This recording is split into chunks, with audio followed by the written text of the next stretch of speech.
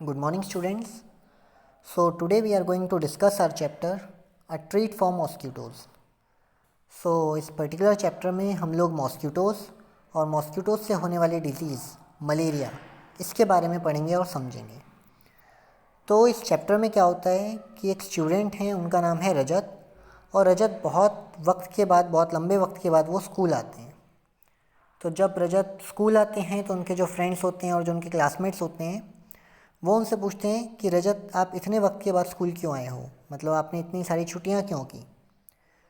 तब रजत बताते हैं कि उनको मलेरिया हो गया था और मलेरिया होने की वजह से वो इतने वक्त तक स्कूल नहीं आ पाए, तो इसलिए वो आज इतने लंबे वक्त के बाद स्कूल आए हैं। और रजत ने फिर अपने फ्रेंड्स को बताया कि जो मलेरिया हुआ था उन्हें वो मॉस्किटोज़ के काटने की वजह से हो गया था। तो जब मॉस्किटो ने उन्हें काटा उसके बाद उन्हें मलेरिया हो गया और फिर फीवर आया। फिर धीरे धीरे मलेरिया के उन्हें और सिम्टम्स देखने के लिए मिले, जिसके बाद उनका ब्लड टेस्ट हुआ और ब्लड टेस्ट में फिर उन्हें पता चला कि उन्हें मलेरिया हो गई। बट एक चीज़ यहाँ पर आपकी मतलब होती है कि जो मलेरिया है वो हर मॉस्किटो के काटने से नहीं होता। तो वहाँ पर एक और स्टूडेंट होते हैं, उन्हीं के फ्रेंड होते हैं, वो कहते हैं कि हमारे घर में तो बहुत सारे मॉस्किटोज़ हैं और हमें काटते रहते हैं, लेकिन हमें तो कभी मलेरिया नहीं हुआ। तो रजत उन्हें एक्सप्लेन करते हैं कि जो मलेरिया होता है वो हर मॉस्किटो के काटने से नहीं होता। एक स्पेशल मॉस्किटो है फीमेल एनोफिलस मॉस्किटो। तो फीमेल एनोफिलस मॉस्किटो के काटने से मलेरिया होता है, बाकी अदर किसी मॉस्किटो के काटने से मलेरिया नहीं होता। So female anopheles mosquito is a carrier of malarial parasite. ये कैरी करती है मलेरिया के पैरासाइट को। मलेरिया होता है एक पैरासाइट की वजह से, और उस पैरासाइट को कैरी करता है female anopheles mosquito. And when mosquito sucks blood it leaves the malarial parasite into the blood through its saliva. तो जब मॉस्किटो ब्लड को सक करते हैं, जब वो खून को चूसते हैं, उस वक्त तो अपने सलाइवा की हेल्प से ब्लड में पैरासाइट को ट्रांसफ़र कर देते हैं, जिसकी वजह से मलेरिया हो जाता है। तो अब अगर हम लोग चाहते हैं कि हमें मलेरिया को रोकना है, स्टॉप करना चाहते हैं हम लोग मलेरिया को, तो मलेरिया को रोकने के लिए हमें मॉस्किटोज़ को रोकना होगा। और मॉस्किटोज़ को हम कैसे रोक सकते हैं, कैसे हो जाते हैं मॉस्किटोज़ इतने। देखिए, कहीं पर भी अगर वाटर कलेक्ट हो जाए बहुत लंबे वक्त तक, तो क्या होता है कि उस वाटर में मॉस्किटोज़ अपने एग्स देना स्टार्ट कर देते हैं। तो वहाँ पर मॉस्किटोज़ बहुत सारे हो जाते हैं और उनके एग्स बहुत सारे होते हैं। तो बहुत सारे एग्स होने की वजह से बहुत सारे और मॉस्किटोज़ हो जाते हैं वहाँ पर। तो इसीलिए हम इसे रोकने के लिए क्या कर सकते हैं कि हमें कहीं पर भी पानी को रुकने नहीं देना है। मतलब स्टैग्नेंट वाटर में जो मॉस्किटोज़ होते हैं वो बहुत तेज़ी से ग्रो करते हैं। तो हमें क्या करना है कि हमें बिल्कुल भी अपने आसपास कहीं पर भी पानी को रुकने नहीं देना है, कहीं पर भी स्टैग्नेंट वाटर नहीं होना चाहिए, क्योंकि अगर स्टैग्नेंट वाटर होगा तो वहाँ पर फिर और ज़्यादा मॉस्किटोज़ हो जाएंगे, जिससे मलेरिया होगा। अच्छा, इसमें एक ये बात है इसमें कि कैसे पता चला रजत को कि उन्हें मलेरिया हो गया है।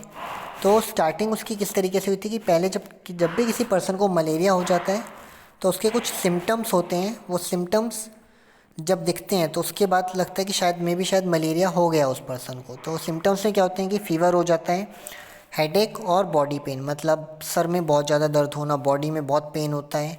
और जब फीवर हो जाता है किसी पर्सन को तो ये सिम्टम्स होते हैं मलेरिया के। अगर ऐसे सिम्टम्स दिख रहे हैं तो कोई कह सकता है कि हाँ, इस पर्सन को मे बी शायद मलेरिया हो। अगर आप डॉक्टर के पास जाते हैं और कहते हैं कि हमें फ़ीवर है, हेडेक है और बॉडी पेन है, तो डॉक्टर कहते हैं ये सब सिम्टम्स मलेरिया के हैं, तो आपको एक ब्लड टेस्ट करवाना पड़ेगा, जिससे आपको पता चलेगा कि आपको मलेरिया है या नहीं। तो ब्लड टेस्ट जब होता है तो ये सब सिस्टम देखने के बाद, सिम्टम्स दिख जाने के बाद ब्लड टेस्ट किया जाता है, और पर्सन जिसको ये सब सिम्टम्स होते हैं उनका जब ब्लड टेस्ट होता है तो ब्लड टेस्ट की रिपोर्ट जो आती है उसमें हमें पता चल पाता है कि कोई पर्सन जो है वो मलेरिया से अफेक्टेड है या नहीं, मतलब उस पर्टिकुलर पर्सन को मलेरिया हुआ है या नहीं। तो जो रिपोर्ट आती है उसमें हमें पता चलता है फिर finally that the person is suffering from malaria और malarial parasite is found in blood. तो जब मलेरिया हो जाता है इससे बहुत ज़्यादा प्रॉब्लम फेस करनी पड़ती है। कोई भी पर्सन होगा, काफ़ी लंबे वक्त तक उन्हें रेस्ट करना पड़ता है, वो कहीं पे जा नहीं पाते। जैसे वो रजत स्कूल नहीं आ पाए थे, तो इसके लिए हमें क्या करना है कि हमें मलेरिया को स्टॉप करना है। और मलेरिया को स्टॉप करने के लिए हम क्या कर सकते हैं, कुछ प्रिकॉशंस हमें लेने होंगे। Precautions to be taken to control the spread of mosquitoes. तो क्या हम प्रिकॉशंस ले सकते हैं? Don't let the water collect around you, मतलब अपने आसपास आपको कहीं पर भी वाटर को कलेक्ट नहीं होने देना है। बिल्कुल भी आप इस चीज़ का ध्यान रखें कि हमारे घर के आसपास या कहीं पर भी हमारे एनवायरनमेंट में कहीं पर वाटर कलेक्ट ना हो, क्योंकि जहाँ पर वाटर कलेक्ट होगा वहाँ पर मॉस्किटोज़ बहुत फास्ट ग्रो होते हैं, स्टैगनेंट वाटर में बहुत फास्ट। कहीं पर अगर आपको दिखता है कि कहीं पर पिट्स हैं, तो जो पिट्स हैं उन्हें आप फिल कर सकते हैं सैंड से, सॉइल से, किसी भी तरीके से उन्हें पिट्स को फिल कर दीजिए। अदरवाइज़ उसमें क्या होगा, जब रेनी सीज़न होता है उस वक्त रेन्स के थ्रू वहाँ पर बहुत ज़्यादा वाटर कलेक्ट हो जाता है।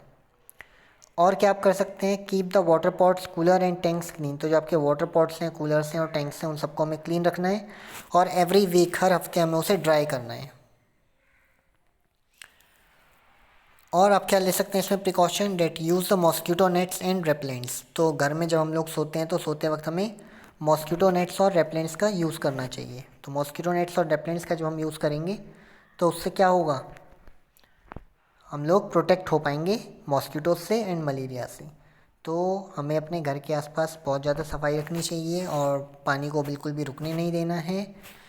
मॉस्किटो नेट्स का यूज़ करें और आपके जो फ्रेंड्स हैं और जो आपके आसपास जो आपके नेबर में लोग हैं उन सबको भी इसके बारे में अवेयर करवाइए।